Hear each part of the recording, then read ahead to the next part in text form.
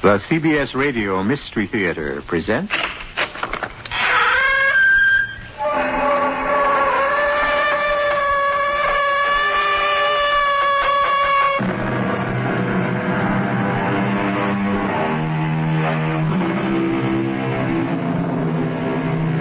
Come in. Welcome. I'm E.G. Marshall. Think. You are lying on your back. There's something above you, and it has blotches on it. Your head rolls to one side. A big shape is coming toward you. The shape makes strange little noises. For good or ill, it comes closer and closer. It hovers over you. It encircles you. It lifts you. It holds you. It thrusts something into your mouth. You are a baby, and you are 12 days old. Mirror, mirror on the wall, who's the fairest of them all? You are my darling. You. Mirror, mirror on the wall, who's the sweetest of them all? You, my angel. You. Mirror, mirror on the wall, who's the cleverest of them all? You. You. You.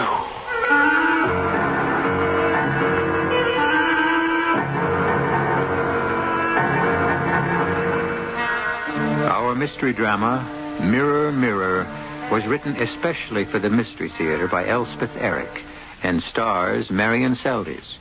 It is sponsored in part by True Value Hardware Stores and all state insurance companies. I'll be back shortly with Act One.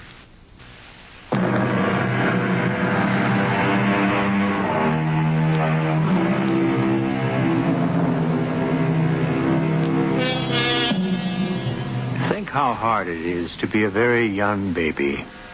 Helpless is the word for it. Unable to stand, sit, walk, or even turn over. Unable to distinguish one object from another. Only light from dark. Unable to comprehend what is said to you. Unable to convey your own feelings except with moans, gurgles, and crying. Unconscious of everything, really, except your own, your very own, very private person. I was in Mozambique with my husband when I heard of Claire's death. The letter from my mother gave no details, and there was no question of my being able to return home for the funeral. But I was pregnant with my first child and had already decided to go back to the States for the birth. Being close to 40 years of age, I needed the nearness of my mother and the care of American doctors. I was barely settled into my mother's house when the phone rang. Yes? Hello? Jessica, is that you? Yes? Well, it's Mrs. Connor, dear. Claire's mother. Well, of course, Mrs. Connor. I was going to call you. Well, your mother told me that you were coming back from that place. Mozambique. Yes, and I figured you might be home by now. I got here the day before yesterday. Well, Jessica, dear, I know you're going to have a baby. Yes, I am. But I wondered if you could find time to come by and see me. Well, of course. I was planning to anyway, just as soon as I got I want to have a little talk with you. After all, you were Claire's dearest friend. Well, of course, Mrs. Connor. When would be convenient? This afternoon. Would that be all right? Perfectly all right. 5 o'clock? Come for tea. And we'll have a nice talk. And, well, there's something else. But never mind about that. I'll tell you when I see you. The air was cool and the sun was warm when I set out to walk the mile or so to where Mrs. Connor lived in the house that had been Claire's. It was September, very like the day nearly 25 years before when I had originally met Claire. That was the first night at Stapleton Academy, finishing school as it was called in those days, and the main corridor was filled with laughing, chattering girls. Some of them were there for the second year, but it was my first experience away from home. I stood stiffly against the wall and envied those who seemed so relaxed, so easy in their ways. Hello. Oh, hello. I like your dress. Thank you. I like yours. My mother made it. Oh, My name's Clare Connor. That's a pretty name. What's yours? Oh, Jessica Chapman. Are you a boarder or a day pupil? What? Do you live in Stapleton? Oh, no, Chicago. Just outside, that is. Oh, you don't mean it. You can't. Where outside? It's a suburb. Sugar Glen. Sugar Glen. You don't mean it. You can't. Where do you live? Oh, I'm embarrassed to tell you, Merton. But that's very near Sugar Glen. It's the other side of the track. But I go to Merton a lot when I'm home. I go there all the time to take the elevated into Chicago. I know. Well, it always seemed very nice, Merton. Well, it's not. But I won't always live there.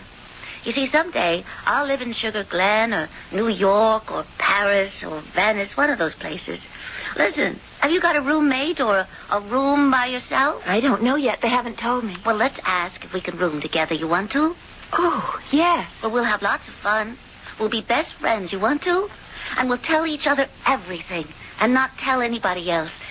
It'll be just you and me. You want to? Oh, yes, yes. And so it came about. That night, Claire and I sat up till daybreak, eating ginger snaps and zuzus and drinking orange squash and sucking on bullseyes. The next day, I broke out in hives and had to go to the infirmary. But Claire came to see me there and stayed as long as they'd let her. Well, classes don't start till tomorrow, so you haven't missed anything. Oh, I bought some material for drapes. I hope you like it. You see, it's pink, which is my favorite color, and has blue flowers and stuff. Oh, how are your hives? Do they itch? And so it was all year. Just Claire and me. I'd never had a best friend before, and I'd never known anyone like Claire. We'd go into town together and have chocolate fudge marshmallow sundaes with nuts.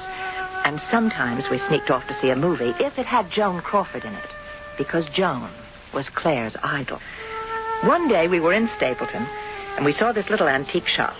And in the window, there was a mirror. Oh, Jessica, look. Look at what? That mirror. Oh, it's beautiful, isn't it? Oh, I'd give my immortal soul. Look, it's got 3 panels. You could see yourself front, back, and sideways all at once, practically. Oh, I bet it cost $1 jillion. Oh, that gold carving. You want to go in? You want to? You bet. Yes, young ladies? Well, we wanted to ask you about that gold mirror in the window. You're interested in the mirror? Kind of. You show good taste. It's very old, that mirror. My wife found it in Paris. Oh. Used to belong to Sarah Bernhardt. The actress? The great Bernhardt herself.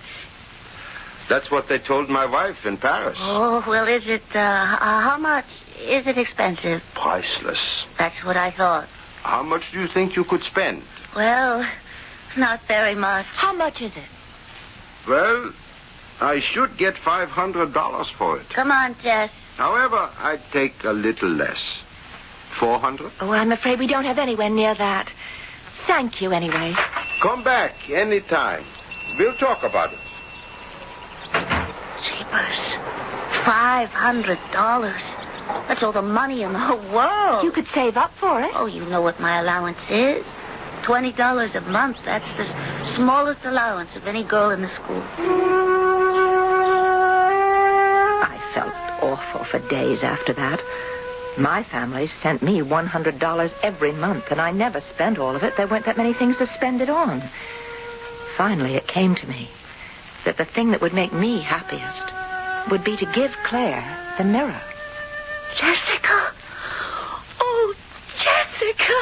I can't believe it! Oh, you are the dearest, the sweetest.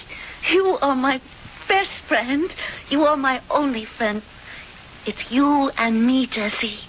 Just you and me against the whole world forever and ever.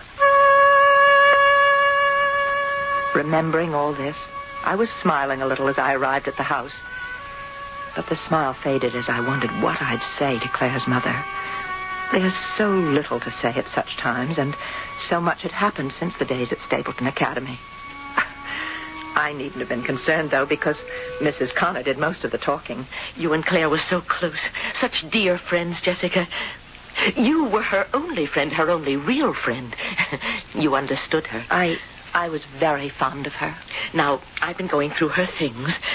She had so many lovely things. 2 mink coats and a mole skin and jewelry. Oh, heavens. Later, when we've had our tea, I'll take you upstairs and show you, and you can pick out whatever you like as a remembrance. Oh, I don't wear much jewelry anymore, Mrs. Connor. You see, I married an archaeologist last year, and we travel a lot to very out-of-the-way places. Oh. And... But there must be something of Claire's you'd want. Well, actually, Mrs. Connor, there is one thing I'd love to have. That big mirror. Claire had it at the academy. You wouldn't want that mirror. Oh, yes, I would. I gave it to her, actually. And I've never forgotten how she loved it. I could store it at my mother's house till my husband and I settled down enough to have a place of our own. I don't know where it is. Oh, maybe you don't know the one I mean. It's a 3-way mirror, full-length mirror. Claire loved it because she could see herself from every angle. It has a lovely gold frame. When the man who sold it to me said that it had belonged to Sarah Bernhardt, though, of course, we never believed it. I'll have to look around for it. Well, she always kept it in her bedroom. You are going to have a baby. Is that right? Yes. Imagine, at my age. Melisande came back for the funeral. At least she did that. Her father didn't. Well, Stanley and Claire were divorced. Oh, not divorced. Oh, never divorced.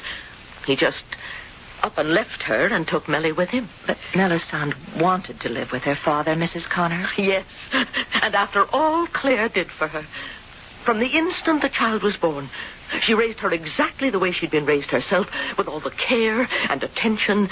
Melly was never very pretty, like Claire. Strange, because Claire was so lovely. And Stanley was a handsome man, whatever else he was or was not, but poor Melly. And Claire did everything for her. Clothes, lessons. The child could speak French at the age of 7. And Claire had her nose fixed.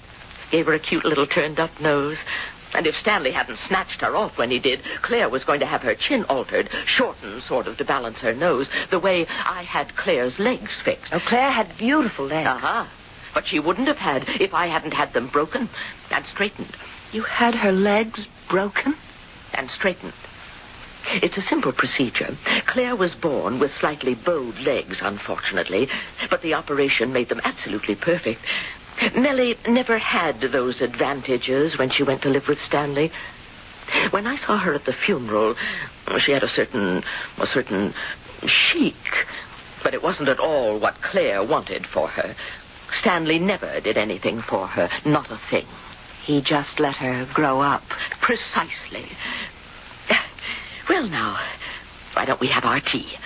I have oatmeal cookies I made myself. I just have to pop them in the oven. Remember how you and Claire loved oatmeal cookies? With lots and lots of raisins? Well, while you're doing that, Mrs. Connor, could I go upstairs and look for the mirror? I just remembered. It's broken. Broken? Yes. Yes, it broke. Oh, well, I could have it fixed. I think we threw it out. Claire would never have thrown it out. Look, if it's just the glass that's broken, I could have it replaced, and that would be simple. I really don't know what happened to it. Best forget about it. Now, you just sit there, Jessica, while I give the cookies 10 minutes in the oven and set up the tea tray. All right? All right, Mrs. Connor. And, forget about the mirror. Don't even think about it.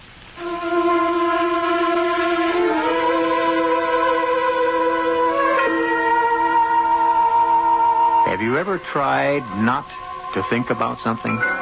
Anything from immortality to a lavender mouse? You will find that in your striving to avoid thinking about certain things, you become totally unable to think about anything else. This is the impasse Jessica reached when Mrs. Connor said, "Forget about the mirror. Don't even think about it." We'll return shortly with Act 2.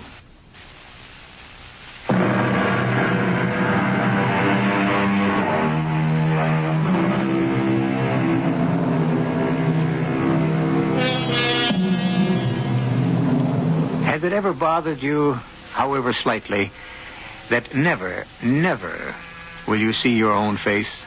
Anyone else can see it, and many do every day. By sunlight, By moonlight? By candlelight? Or in the glare of searchlights? But you yourself have never seen it. Nor will you ever see it. Except in a mirror. So I tried not to think about the mirror. I thought about Stanley. Good old Stanley. I'd known him all my life. Stanley was very handsome, with lovely manners, always had money to spend and spent it generously, and was consistently, everlastingly dull. Such a nice boy, my mother said, and I couldn't deny it. But I longed to know other boys, not so nice, maybe, but likewise not so dull. Like the boys Claire knew. How do you do it, Claire? All the boys are chasing after you all the time. You're so popular. Oh, you've got Stanley. Oh, Stanley?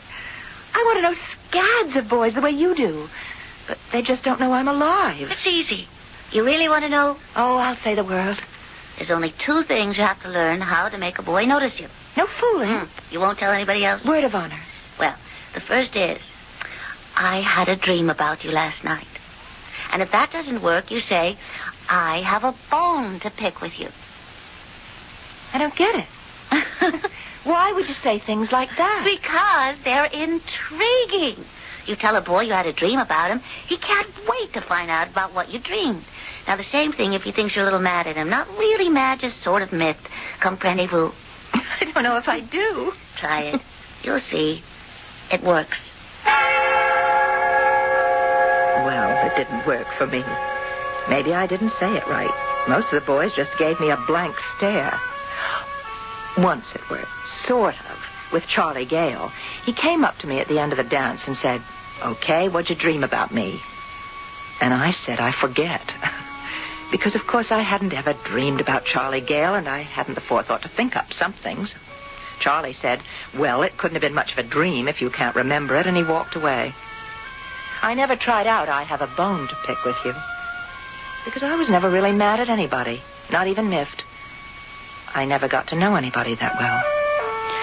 So I was stuck with Stanley, and he took me to dances and movies and parties, and everybody took it for granted that one day Stanley and I would get married. I started taking it for granted myself. But he's so good looking, Jessie. I think he looks like John Gilbert. I guess so. And rich. I guess so. And he graduated from Princeton. Yeah. Well, what do you want? I don't know. Oh, he's crazy mad for you. He's your slave.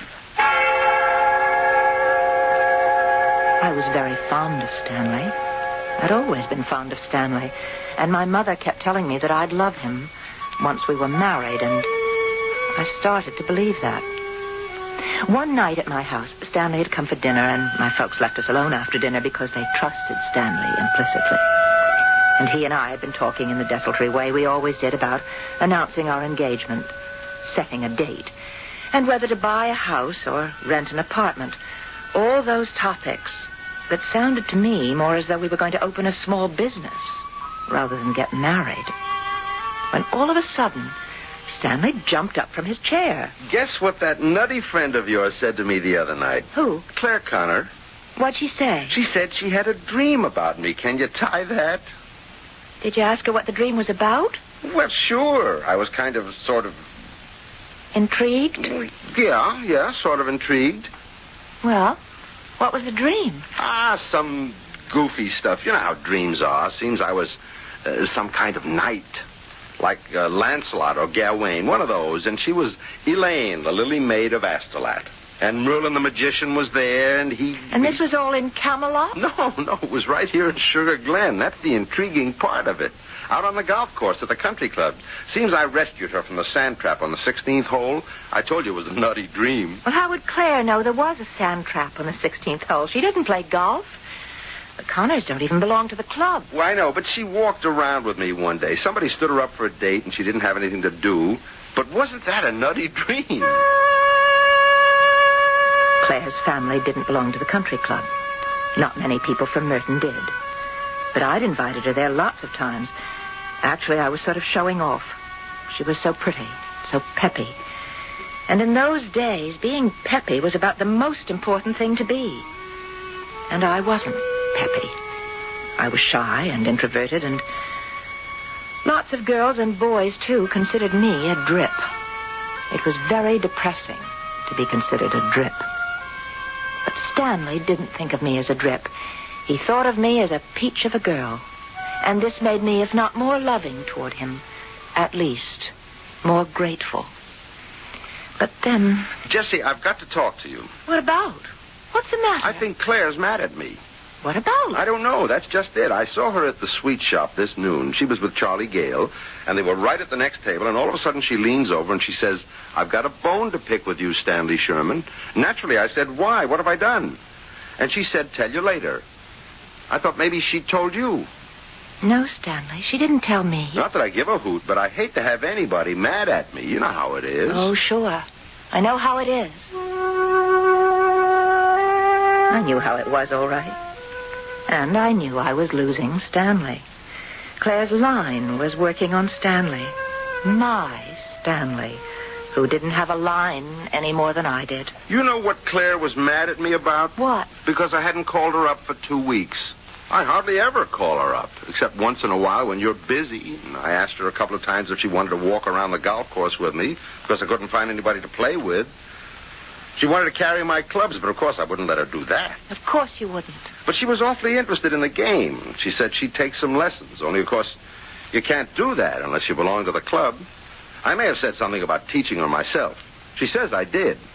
But if I did, I forgot. Claire didn't forget. No, and she's been feeling terrible about it. And that's what she meant when she said she had a bone to pick with me. Can you tie that? I wasn't a bit surprised when Stanley called me a few weeks later and said he had to have a talk with me. A serious talk, he said. And I knew instantly what the serious talk would be about. It would be about Claire. You're going to think I'm a heel, Jessica. No, I'm not. I don't know how it happened. I swear to you. How what happened, Stanley? I fell for somebody. Claire?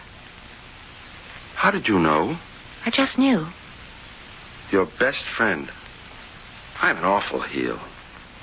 Are you in love with her? Yes, I am. Do you want to marry her? Yes.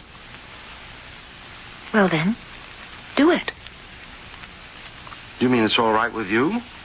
We were never really engaged. Well, we talked about it. That's all we ever did. Just talk. Oh. I feel so much better. I thought maybe you'd... I was so afraid that I just want you to be happy, Stanley. You should know that. Oh, I'll be happy, all right. You've already asked Claire to marry you? Yeah. Anyway, I said something or other. I was telling her she was a wonderful girl, so much fun and pretty, too, and I couldn't imagine any man not being in love with her. And she said, "Does that mean you, too?" And, well, I said, "Yes, me, too." Then she said how happy she was, and could we build a house in Sugar Glen, and I said I thought it was a neat idea. And the more I thought about it... The neater it seemed. Yeah.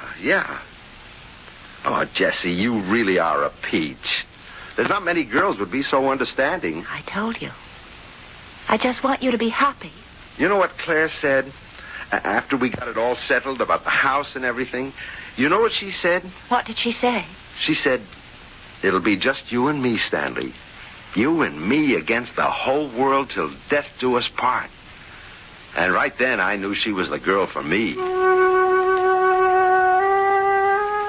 I felt very little when Stanley married Claire. Ours had been such a tepid romance, if indeed it had ever been a romance at all. I was still friends with both Stanley and Claire. He built her a big house in Sugar Glen, and they had a Pierce Arrow and a Packard Roadster with wire wheels. They went to all the country club dances, and they gave wonderful parties in the big house. Suddenly, sitting in the drawing room of that very house, waiting for Claire's mother to serve tea, my mind jumped to the big bedroom just above me, Claire's bedroom. A big, square room with 6 windows all curtained with white silk net with ruffles. A chaise longue with a blue satin throw covered with real Duchess lace. dressing table holding more than a dozen bottles of French perfume, a white bearskin rug beside the big canopied bed. All so different from anything she'd had before she married Stanley. Everything different, except the mirror. And there I was, thinking about the mirror again. Well, here we are now. I brought milk and sugar and lemon because I couldn't quite remember. Now, why don't you pour? And I'll go and get the cookies. I had to let them cool for a minute, but I'm sure they're ready now. I'll be right back. The mirror. I couldn't get the mirror out of my mind. It was my strongest link with Claire. The thought of it took me back 20 years. Now, Claire was dead. I was married. I was about to have my first child. I was sitting in Claire's house, waiting for Claire's mother to serve me oatmeal cookies. And all I could think of was the 3-paneled, gold-framed mirror that I had given Claire when we were schoolgirls. I have to give them another minute to cool. They're still sticking to the pan. Let's have a cup of tea, and then they'll be ready. You pour, will you? If you want me to. Just lemon for me. All right. There you are. Oh, thank you. Mrs. Connor, about that mirror of Claire's. Oh, I'm sorry. Why do you keep talking about that mirror? Did you burn yourself? You keep going on and on about that mirror. No, Mrs. I told you to forget about it. Oh, I'm so sorry. That mirror. That cursed mirror. That mirror killed my precious Claire. That mirror killed my baby.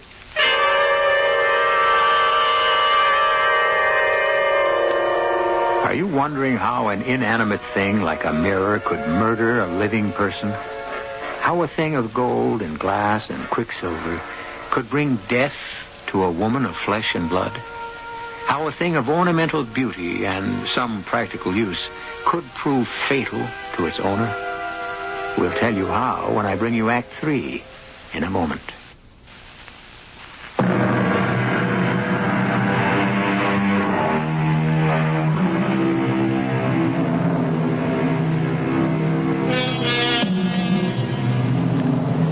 Jessica, paying a condolence call on the mother of her dead friend Claire, keeps returning to the subject of an antique gold-framed 3-panel mirror, which she had given to Claire when the two of them were best friends at Stapleton Academy for young ladies. Claire's mother became so agitated at the mere thought of the mirror that she dropped her cup of tea. That mirror, that cursed mirror, that mirror killed my precious Claire. Oh, Mrs. Connor, I didn't know. Killed my baby. Nobody told me. Well, there were a lot of confused stories about it. None of them true. But what was true? How could the mirror... The mirror fell over on top of her. Oh, no. But how could it?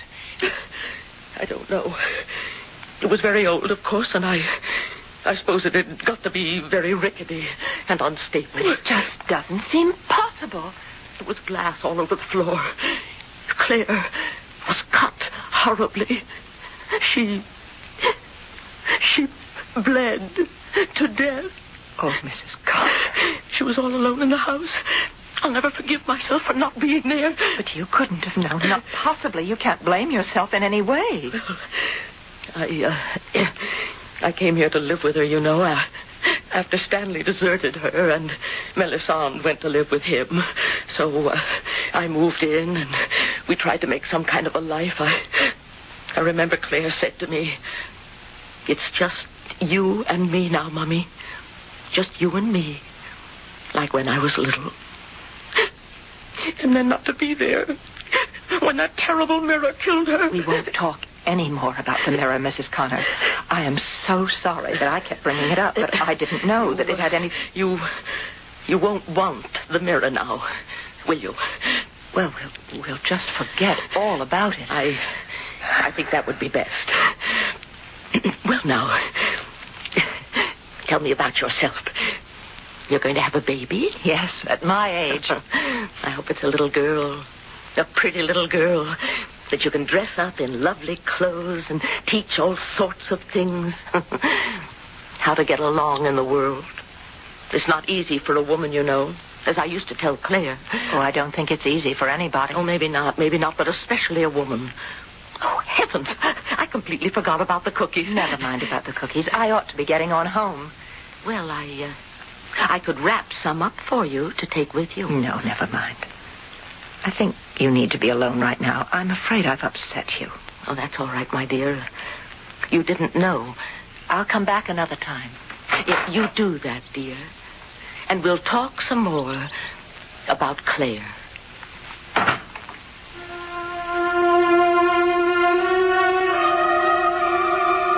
As I walked home, I thought about the last time I'd ever seen Claire. It was a very special visit because I had something very special to tell her. I found her in her big, airy bedroom, standing in front of the three-way mirror. Oh, the mirror again. It wasn't going to be so easy to forget that mirror. Jessie, come on in. How do you like this dress? It's beautiful. Well, Charlie Gale is taking me to the club dance Saturday night. How is Charlie? Oh, you know Charlie, sort of a goop. But he's better than nothing. Oh, you know, before I wouldn't have looked at him twice, but now... Do you ever hear from Stanley? Well, he writes me every month. First of every month.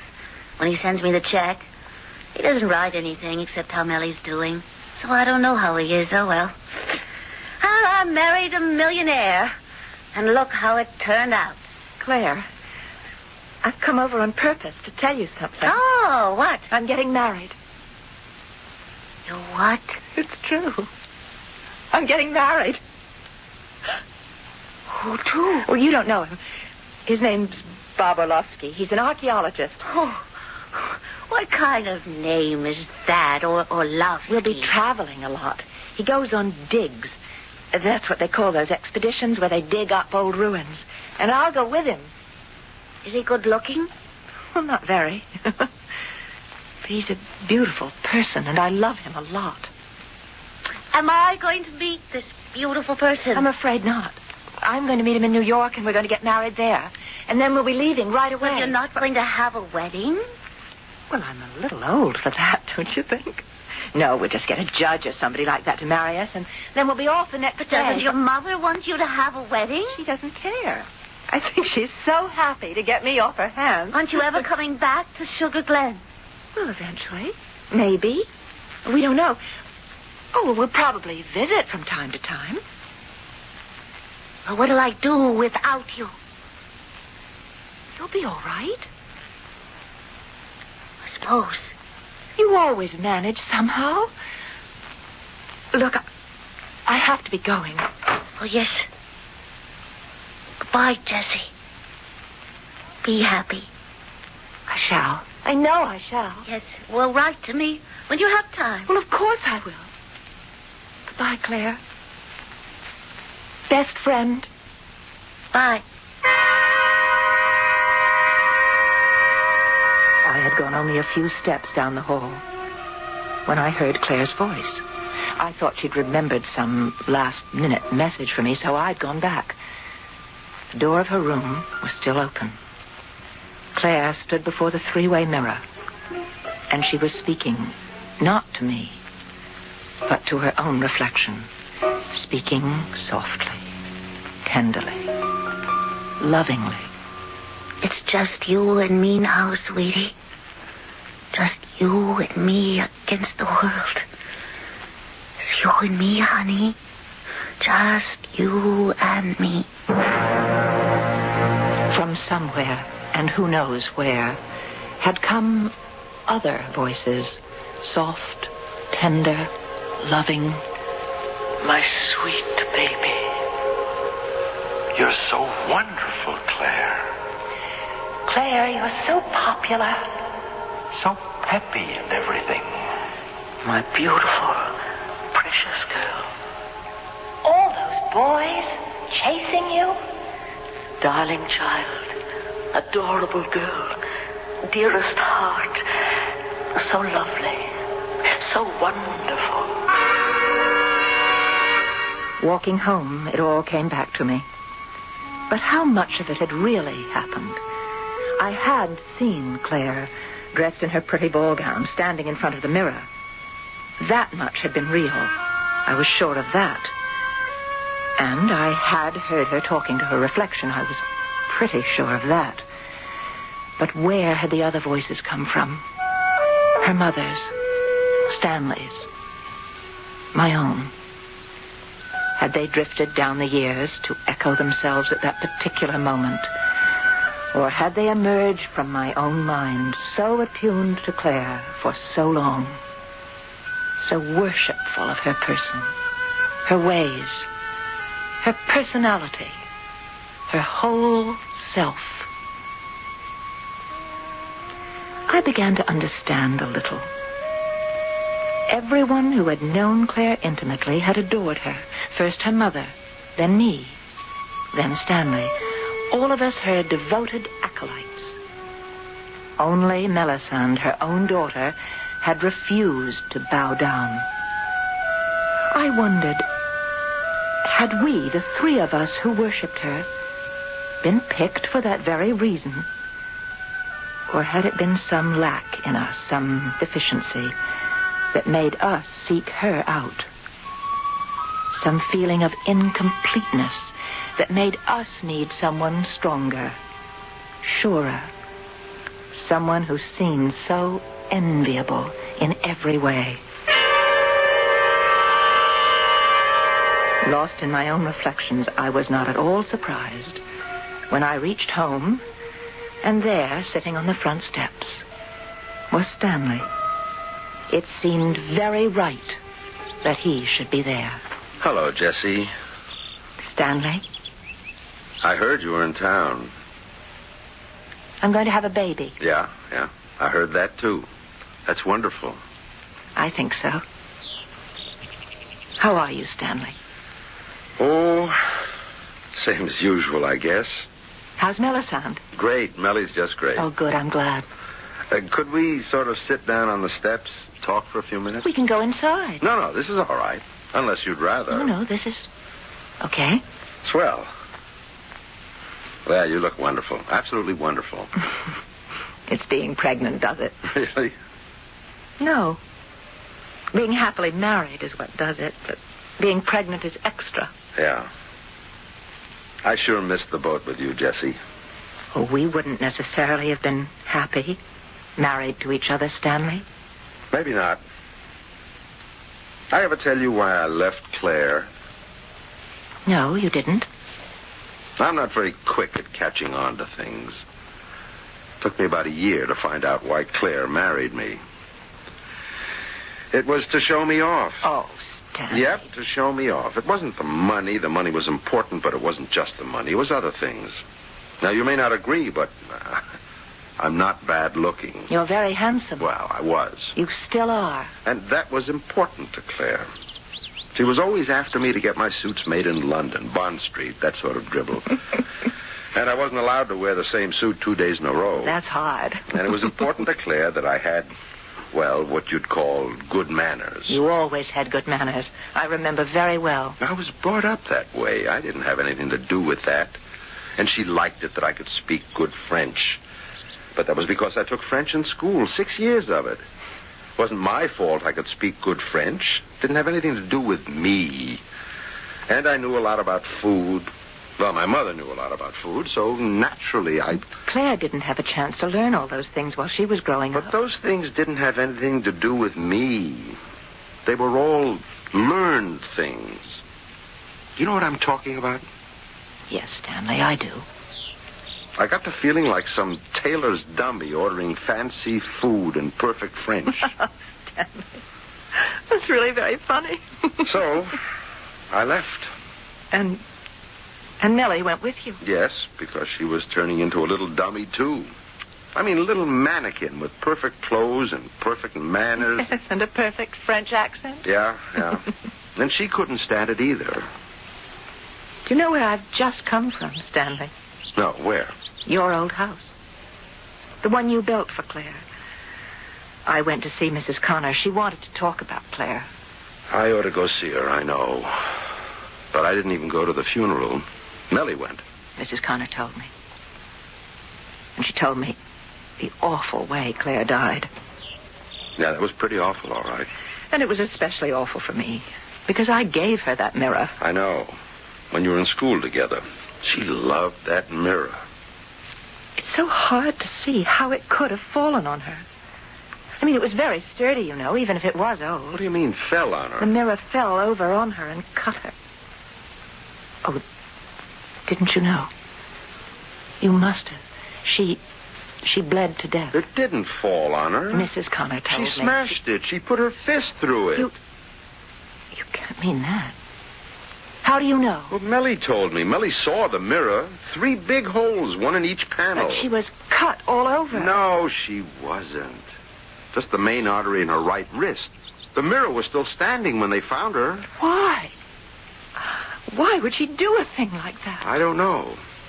I'm not much good at figuring out things like that. But I know what I think. What do you think, Stanley? I think she just got tired of looking at herself in the mirror and nobody looking back at her.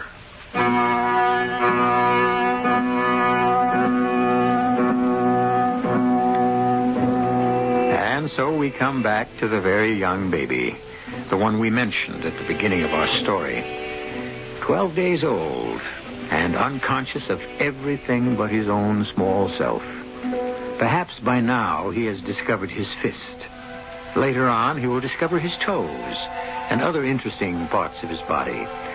But it will take a long time before he discovers things outside his own person, people other than himself, and an even longer time before he learns to love them.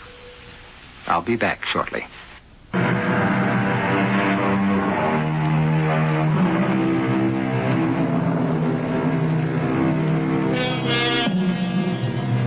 What we have tried to tell you is the story of a narcissist, someone eternally in love with himself.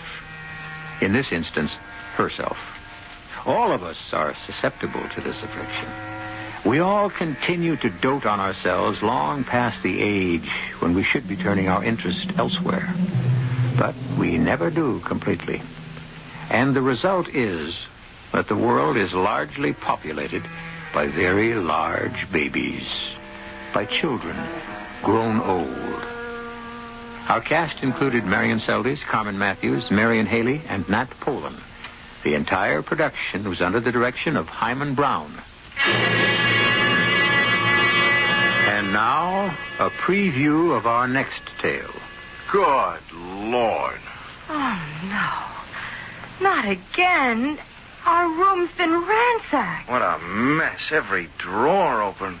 Look what they've done to our clothes. Oh. Well, at least they've left us something. Not like before when I lost everything I owned. Yeah, well, we'll soon find out what they did take. Let's see. Not interested in my jewelry or the pocket radio. You'd think someone might take that. They busted open this suitcase, but the traveler's checks are still here. Peter, I haven't missed anything yet. Whew, but it's a nasty feeling to have someone paw through your personal things. Oh, you know what they were looking for. Now, where did you hide it? What, Peter? Our most important piece of evidence, your photograph of the painting. I told you it's in a very safe place. You have the photograph. Radio Mystery Theater was sponsored in part by Buick Motor Division. This is E.G. Marshall inviting you to return to our Mystery Theater for another adventure in the macabre. Until next time, pleasant dreams.